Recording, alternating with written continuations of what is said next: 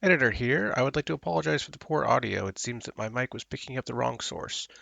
Also, it didn't help that I had a serious cold at the time. I believe there was also something wrong with Ash's mic. All I could pick up was nonsense. If you can make heads or tails of it, though, I applaud you. Thank you for listening.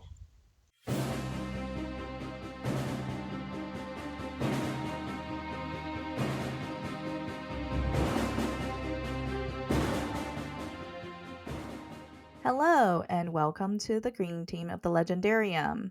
We have our next installment of the Bauchelain and Korbal Broach short stories. And today, here with me, I have Ashmon. Hello. Or is it Ashman? It's whatever you want. We have Ash. Lord Ash. Lord I'll Ash. think. Or Sire, if you're feeling formal. All right. And we've got Huron Fan. Hi. Hello, I'm your host, Befuddled Panda. Unfortunately, Janeth could not be with us today, but I have his words in my brain, Yeah. making commentary about this story.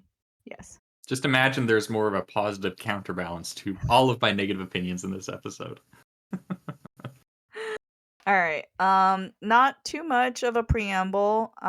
We are going to be discussing the leaf, not the leaf, the Lees of Laughter's End, which is the second installment in the short story collection, and this is a continuation of the first story, which is called Blood Follows.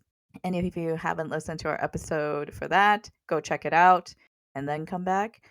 But yeah, spoiler warning for the main 10 books, since we have covered that already, and then we'll see where we go from here.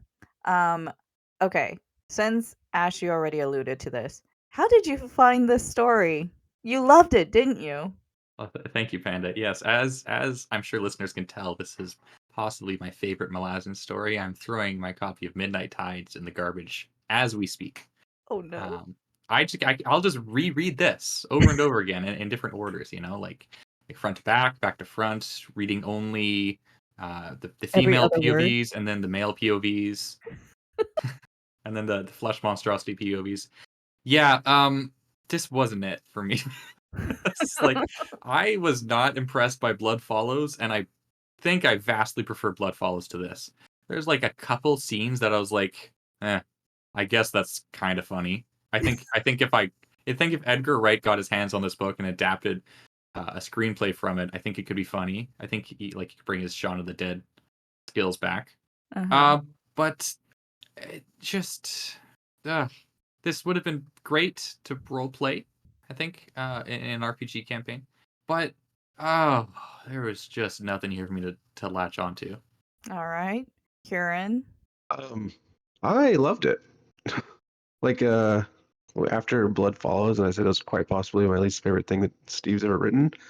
Yeah, I really, really enjoyed it this time. I was laughing, after the slow start, like, consistently. I love the undead POVs. I love the slapstick. I love the guy losing all of his limbs every time he's on there. I love the guy who uh, kept passing out, like literally every time there was a monster. I loved the overabundance of monsters and just how ridiculously over the top their whole thing was when they're getting attacked from all sides and from different creatures and from different undead creatures. And yeah, I really liked it. I mean, it's not perfect. We could talk about that later, but yeah, I thought it was hilarious. I thought, yeah, I liked it. All right, all right. So we got a pretty negative response and a very positive response. I am leaning more towards Ash's camp. Not as negative. However, at some point I had to decide to turn my brain off to not like analyze anything, and then I was able to just like read it and enjoy it more. Um I would say it's just very different, from what reading the main 10 experience was. Like, the humor in this is just much, much more ridiculous, and you just get it for much longer. Mhm. Um, so if you really like that, then you'll love this story, and otherwise, not so much. Yeah. Yeah, I could agree with that. Alright. So, okay. let's talk about some of the characters. Like Ash, did any character stand out to you? Was there any positivity in this? Like I guess I enjoy the characters of Bauchelain and Korbal Broach, which is good because that's what the series is called. Hmm. Um, But they I don't kind get of much page they time. don't get much page time, and they don't really do anything like interesting to me in the scenes they're in. Um, I like Mancy, but Mancy also doesn't really get much time to shine. No. And all the other characters, like I remember, I kind of liked the captain a bit, and the girl with the white boob had like I guess that's a character trait that I can remember. So maybe she's the most memorable. I don't remember her name, but I remember one physical characteristic about her, which I guess is better than nothing. Oh, and the And guy that doesn't have his like Grub or something. Gorbo? No, not Oh Gust Gorbo. no, Hub?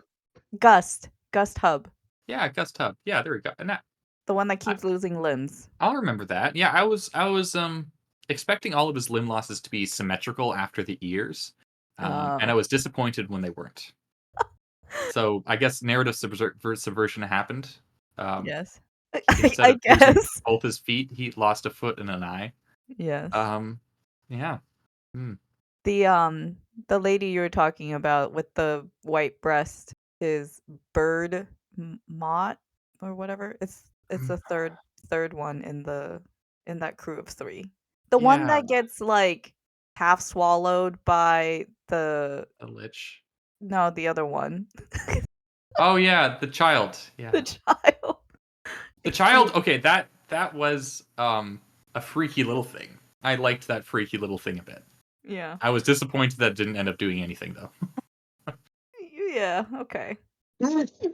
Bless you. um, I actually really like most of the characters. I like the captain. I mean, Mancy's always interesting. Korbal Broach, I thought actually was had a little more depth to his character in the story because I mean, he's only making the lich because he's missing his penis and he kind of wants to procreate and create his own guy. I just felt bad for the dude. I mean the child, And not the lich. yes, the thing that's made up of I thought he made the lich that's walking around and No, No. the has lich all made those itself. souls inside of it. I see. No. Yeah. Yeah. I guess it's a child then.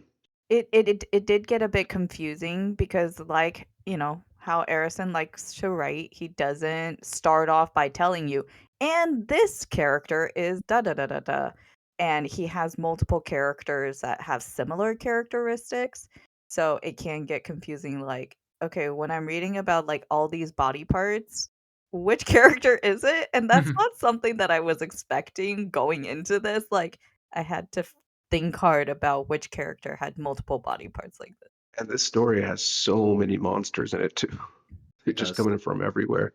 Lots of monsters. Like the Denrobbie and the ghosts and the nails, the lich, the Sharks. child, sharks. Yeah, the thing that bit off the person's head. So yeah, we get a little more depth to Corporal Broach's character. Yeah. Like the captain when she's like, "Hey, give it the weapons." Like, we don't have weapons. What is it? We got rum. Okay, we'll bring the rum. I like the Bribs. I like the cook who's a poet. But Uh, also not a good poet. yeah. I guess he has something against rhyming.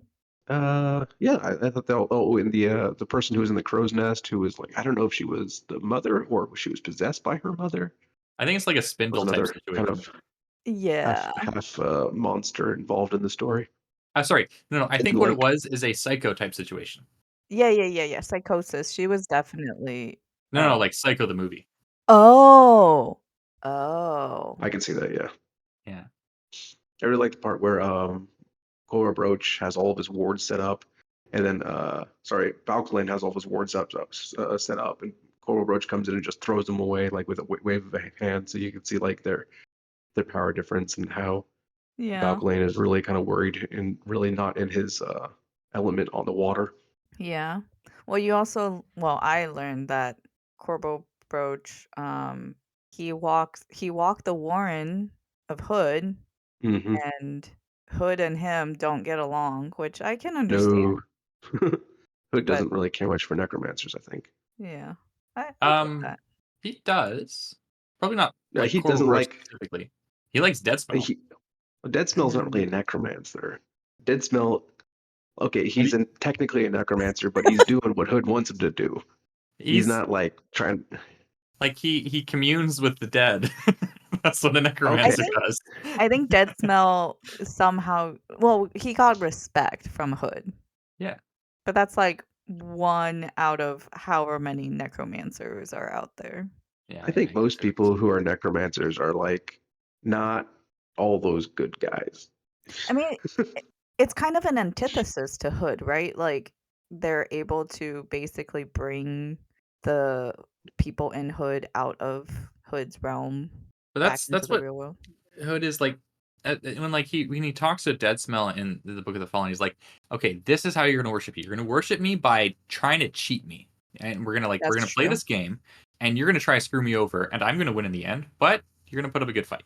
Yeah. So, ooh, okay, maybe Korbal Broach can actually beat Hood, and that's why they don't get along. maybe. Yeah. Maybe. I mean, Jagged are really sore losers, so that would make sense. Yeah, even like Mancy starting out the story as like being addicted to Durahang, and they have that conversation with Bauchelain. Yeah. Yeah, I thought almost all the characters stood out pretty well, and they were all funny in their own way. Oh yeah, I gotta say Hub. Hub was consistently funny in every single scene. Who? Hub, the guy who lost his ears and his eyes and his tongue and his leg and his. Yeah. A bucket of laughs. Basically the Dark Knight from Monty Python.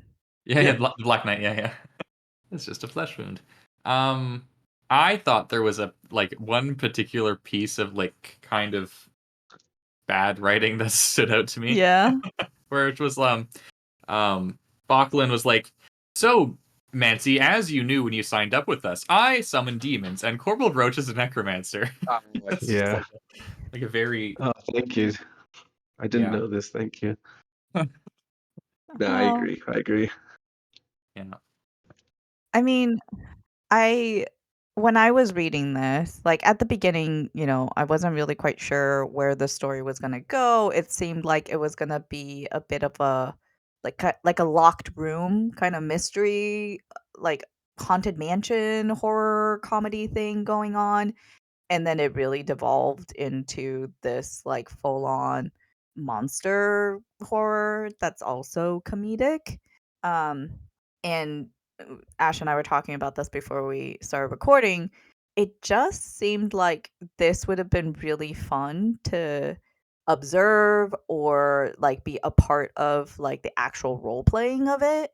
But the reading of it, it kind of seemed like there were just inside jokes that the author had with his friends, and it wasn't necessarily like really great reading material, at least when it comes to like my expectations of the kind of, for lack of a better term, like sophistication in the writing. So yeah, and he does some really good slapstick in the Book of the Fallen, right? Yeah. Like I would just have liked more of that quality. I think there was just more to it. Like there was more of a purpose for the humor, right? Because it is to balance out the horrors and the bleakness. Whereas in this case, it was just the point. Straight up like for laughs. Yeah. And I'll be honest, when I was reading it, I was like, I think this is more Huron's kind of humor than my kind of humor. But Huron, you did say that the next story has more of like, is it like more wordplay? More, it's a different kind of humor. It's more of a satire. So if this is a parody. This is a parody of like, I don't know, a monster of the week style like ghost ship stories. And the next one is a parody of health fascists. Or sorry, not parody, satire of health fascists. Okay. See, that's an interesting premise. I don't know. My bar right now for this is kind of low. I did like Blood Follows more. There was more for me to dig into.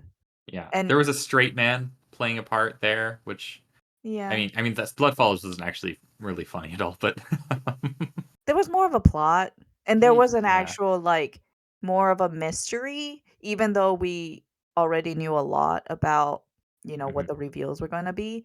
In this one, I'm like, okay, so the god came and took its children back that were stolen, and then there are people like after the captain and her crew, and we don't really see that part until the very end, which has a little cliffhanger. Yeah. I I think I would have appreciated the story if it had been more focused. Yeah. It does seem like it's more of a filler. Like if this were a show, right? This would totally have been like a filler episode. And Yeah. then okay, at the end there's something to tie it back to the main story. Yeah. Yeah. I think that's kind of like what all of the Bauchelain and Korbal Broach novellas are like, though. No, don't I mean, tell us there's no story. It's just like episode of the week. But Okay, like this time they're in the desert. Okay, this time they're in the city, and the first the one was leader at least is. like the first one was like Mancy finding his place with them, right? And getting kind of Yeah, like sucked into getting their employment. kooky crew. But like at the end of this, like I don't think the status quo has changed for them at all. It's just like, yeah, Corporal's still crazy, Bauchelain's still sinister, Bancy's still kind of like a hapless guy. I guess the thing that's changed is now Korbal Broach has lost his child thing, so he needs to make another. I mean, these aren't these aren't plot focused. It's But not like about the story. you can still have things that change, like You can stop give an me arc. anything. Yeah. Give me an arc, even if it's comedic. You can have comedy with arcs, right? Yeah, I think we all agree with this. Yeah. yeah. All right. Anything else to add about this story? I would be remiss to not mention the funniest part, which was during times when the Lich and all the souls trapped inside the Lich were arguing with one another. And I think one of them said, "We have to kill everyone on board." I said, "Why?" He said, "Because they are alive and we are not." That's unfair. Yes. Yeah, I that was one of the parts where it's like, yeah, mildly amusing. Yeah.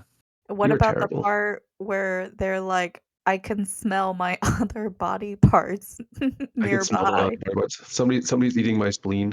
I see. Oh, or we find out that I think it was Bauchelain was using Hust's ear as a piece of like Bait? bait.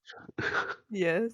Yeah, to what That's purpose? good. Not really a productive one, I but don't really know what he was doing. Was he trying to lure the god he's or being crazy, something? I guess. I don't know. I don't know. Okay. Haha, so random. Very quirky. It is very funny. You Um, you could say that unironically because it is funny. I think that if anything was funny about that, it was the fact that that guy slept through his ear getting cut off. Yes. Um, I think this whole thing would have been like one of my worst nightmares. Like if I were on that ship. I think I would have liked this more if he had just played it straight as a horror story. Yeah. Because I think the body horror parts are really good in this. It's just to me it felt like it was body horror that was trying to be funny, and then I was just like, well, I find the horror part more amusing or more appealing, and it's Mm. kind of undermined. So Yeah. Yeah, I would kind of agree, except that I'm not really into horror, so I would want it to just be straight up comedic. But then the comedy in this wasn't my kind of comedy, so I don't know. I yeah, don't care much for horror, but I do really like comedy horror, Yeah. like I do. Shaun of the Dead Yeah. or I do like like hot Tucker and stuff. Dale versus Evil or Evil Dead, Army of Darkness. I love those. Ooh, have you ever seen what's that zombie movie? Dead Snow. Yeah, Dead Snow was cool. But Dead Snow 2 is even better because I don't think they meant it to be that funny for the first one, and then people saw it more as a comedy, and so then they leaned into the oh, comedy that's for the really second funny. one. Yeah, if you haven't seen Dead Snow, it has zombie Nazis. It's a Norwegian film, so you have to Yeah, read there's like subtitles. Nazi gold and Nazis well after the World War II. I It's mean, pretty good. I am a fan of horror, and I do really enjoy like B or C grade horror films. or even worse sometimes. Yeah. There's like it's really fun to watch low budget horror where it's just like one director that's like maybe delusional and think they really have something, or are just really leaning into the goofiness of the horror and the Yeah. campiness. But I would like to see Erikson and Esselmont act this out. yeah, there we go. That'd be fun. This would be this would be fun if they recorded the RPG session that they did it. Yeah. But I of think course they didn't do it in the RPG session. But like if they did, this would be great. consuming this as a play or like a visual media, I think would be a lot more engaging and interesting than reading it. It's Yeah. funny because when I was reading it, I was actually imagining it as a stage play. I Mm. was too, but I don't know. I'm quite tired today, so I was definitely reading it with a somewhat uncharitable lens. Yeah, we noticed. There's one part I didn't like, not because I didn't think it was good, because um, so Bauchelain accidentally gets slipped blood oil, Blood and then he wine. rapes the captain, blood wine, Yes. and then afterward the whole thing's over. They have this long conversation about rape and consent, and Yes. they both agree that it was wrong, and she's right to be upset, Yes. and then he's like, I would be upset too, but if it wasn't her, then I was going to kill Mancy, and Mancy's the one that gave him the thing. Like I love these kind of like moral conundrums and discussions about morality, but I don't want it inside my my horror comedy story where people are losing limbs. And I thought it maybe deserved a spot in the Book of the Fallen. Oh no, I don't think this would fit in the Book of the Fallen. I think he meant the conundrum, which Yeah, I didn't mean exactly this. I just meant like a conversation about like blood wine and blood oil and stuff that we got in the Witness trilogy. The ethics of powerful aphrodisiacs existing in the world. Yeah. I mean, that is a tough one. I think it's an interesting conversation and not one that has easy answers to it. yeah. Fortunately, we don't Well, have to deal with this because we don't have powerful aphrodisiacs. So. Exactly. Like it's not realistic in the first place. But like the idea of literally not being able to control yourself due to a drug, and then somebody gets a drug with that drug, and because they have that drug, they gave that fever to somebody else. And yeah, the whole thing's interesting. I just didn't want to end the story. Yep, I mean, that's fair. that was the point when I was reading it and got to the blood wine part. That's when I was like, I don't think some of these jokes are aging well. And then later on, I saw, okay, there was some sort of like addressing that it was actually rape. And Yeah, that's another thing. Like, I didn't think it was like a joke, and like I want jokes. well, if you didn't, okay, so like if I didn't read beyond that blood wine part at the beginning, right? Hmm. I wouldn't know that it wasn't meant to be a joke. Like I still Hmm. see it as a joke. Like Hmm. that's how it was written. That was the effect that it had on me, right? Hmm. And then it wasn't until after, and it was much later, then you get that conversation between the two of them about what happened. And that was like more serious, but it was just not like it wasn't a balance. It wasn't balanced with what everything else was happening in the book with I all the agree. humor and the horror. So I It don't just fell out of place. I don't think it was handled that well. Like, it wasn't absolutely offensive, but it was also just like, did you really need this in here? I agree. I think it was intended as black comedy, like Yeah. all of Bauchelain and Korbal Broach. People tend to have a different reaction to uh, rape and sexual assault than they do to normal violence, which I Yeah. think is fair. Uh, but I think that in the context of what's happening in the story, it's like it's all horrible, right? I guess Now, it's a different kind of horror. yeah, yeah, yeah. But like, do I think this was like particularly well executed? Not really. But then that's how I'm feeling about most of the story. So Okay. Basically, I'm like everything's funny, everything's hilarious except for this one part. Even though I thought it was like an interesting bit of like moral quandary. Kieran, Yeah. didn't you think that the penis bottle was funny? I don't remember the penis bottle. It's shaped. The bottle is The shaped like a blood wine penis. bottle. Oh yeah, of course. Yeah. And Mancy was like, "This seems appropriate to serve to him." He's high on Um, Mancy, in Darrington. the future, the ones that have skulls on them, don't give them. Don't give me that stuff. Yeah. Okay. Well, we did actually get some listener questions, even though we didn't ask for questions until very, very I mean, late. technically, we got Like questions. Yeah. 5 minutes before. There was a real question from Nat. What's the difference between Malazan in short form versus really long form? There's not much of a difference. Would you like to elaborate? Well, he writes the same. Okay, obviously these stories are intended to be comedic and not serious. He's writing them as kind of like him taking a break between writing the Book of the Fallen, which is serious and stuff. But in terms of like how he's writing, I don't think it's significantly different to how he wrote the Book of the Fallen. Like I said on the main series that I like he writes it like a series of short stories in the first place. So like this is That written style is like very that. similar as well. Yeah, this is written like that. It's just a more constrained cast of characters. Like the only difference I think is the scope. Okay. I will say that Crackpot Trail is written in a different style and voice. Okay. But I agree. Like style is similar, and it's written just like most of his other stuff. Of course, it's a lot less thematically complex. Yeah. I couldn't even tell you if there's anything in this story that's like thematically relevant through all of the stories. I don't think it is. And I don't think it's meant to be. So I think maybe this is where the scope thing is, but also because it's not like part of the main 10. And as you said, Ash, it's his break from writing those chunky, more serious books. You do see him be more loose with the writing, I think. In the sense that it's like he's not necessarily setting things up, 50 pages or 100 pages ago because he doesn't have that many pages to do the setup. Um and so it's not as deep.